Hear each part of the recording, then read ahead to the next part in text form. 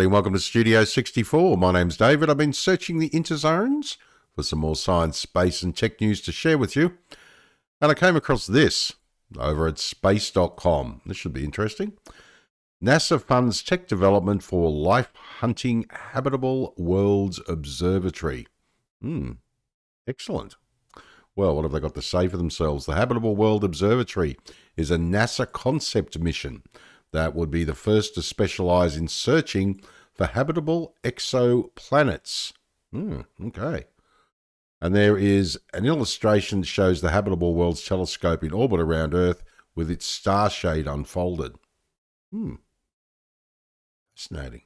Are there any aerospace engineers out there, or astronomers or astrophysicists that know a bit more about this? Please feel free to comment down below, because it'll be fantastic to hear from you. Thank you.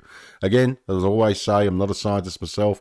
I'm just a student of all sciences, and I love learning and I love sharing science, whether it be microbiology, astrophysics, aerospace engineering, archaeology, paleontology. I just love all science. It's just my thing, shall we say. It's yes, I get all excited down in my nerdy nether regions, but then again, my personal life is no concern of yours. Yes.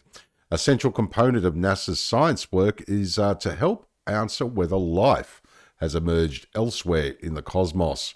Now, so far, NASA has been looking tentatively in our own backyard, the solar system, for signs that Earth may be just one of many homes to life. Yeah, that's the videos that I've made on this channel, if you look them up, for, visiting the moons of Jupiter and Saturn. Absolutely amazing. There are, however, a number of other stellar systems in the Milky Way with planets that life could call home, and NASA aims to search those planets for the markers of life with a concept mission called the Habitable Worlds Observatory, or HWO. Now, as usual, I'll leave the link to the main article below the video, so you can pop in, check out the embedded links, go for a bit of a deeper dive if you like. A bit more background on the main article. Makes for a very interesting read, believe me. So there they are there. Those little highlighted blue underlined hyperlinks. Absolutely amazing. Now, to carry out its objectives, the HWO, a proposed infrared optical ultraviolet space telescope, will need brand new technologies, and NASA recently selected 3 proposals that will help deliver the tech necessary for searching for life outside the solar system. Absolutely incredible. Now, there's a little video here called the Search for Alien Life, and why we perhaps haven't discovered it yet, or why aliens haven't contacted us. Let's check it out. Let's have a little bit of a look, and then we'll carry on the conversation when we come out the other side.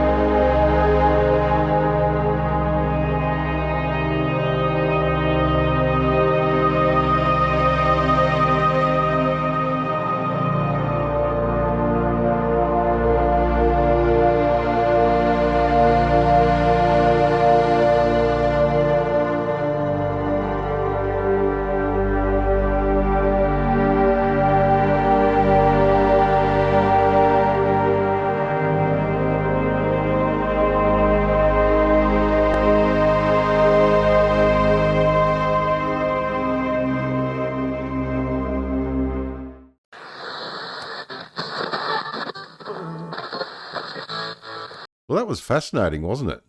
Yeah, it just sort of, you don't think about that, like the civilization could come and go, or there could be a cataclysm, and they decide to become internally focused on saving their own civilization as opposed to, going out into the universe.